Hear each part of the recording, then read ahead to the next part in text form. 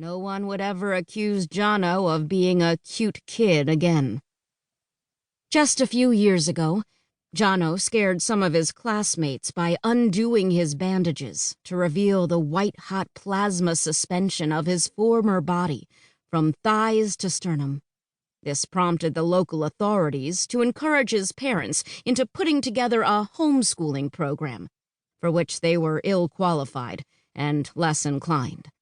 So, for a few months, Jonathan's math teacher was his father, who still ran his dry-cleaning shop out of an old NCR cash register. He took French with his mother, also a condition of dubious benefit. Jono once walked with his mom into a little restaurant in Normandy, both of them excited to try out their French on someone who didn't speak anything else. When Mum said a simple burr-infested oui in answer to the hostess's question, "De petit déjeuner?" the hostess's cute smile darkened and she turned, saying in English, "Oh, right this way." Uncle Ian, the auto mechanic, though, sure did know his physics. Ian and Jono figured out the proper oil-to-air ratio in Master Thomas's old beater of a 55 Mercedes, using an ohm meter, checking the results against an oscilloscope.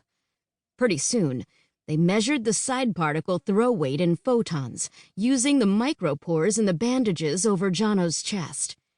They found that if Jono could harness the waste material of his personal biogenerator alone, he could focus enough power to lift downtown Glasgow to Saturn and back between lunch and dinner. It was Uncle Ian's physics classes that prompted Jono to take seriously the possibility of enrolling at Xavier's school. Now, here he was in America not a year later, climbing up the geodesic grid on the inside of the biosphere to spy on Emma Frost, the headmistress, and Monet St. Croix, one of Jono's fellow students. Jonathan could not imagine that either Emma or Monet could be unaware of him there, particularly given that Emma was a powerful telepath.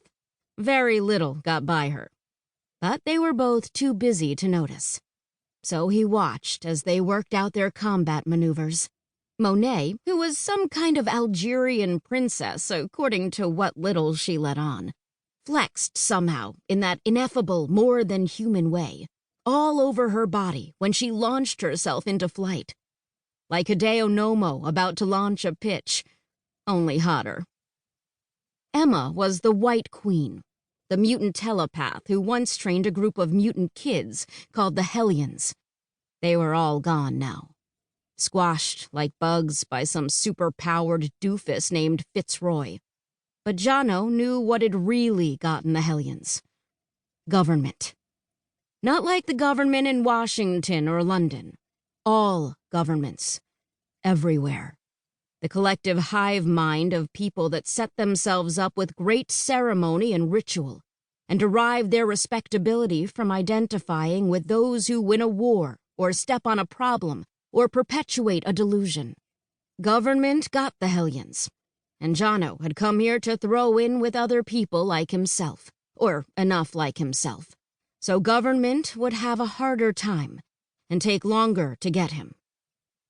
Outside, winter was cracking open at the edges.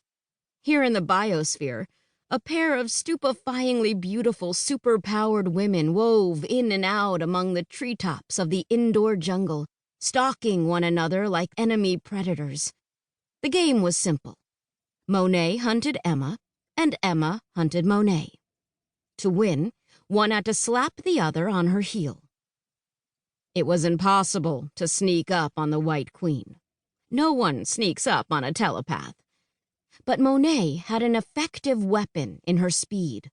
She simply had to move faster than either she or Emma could think. No problem.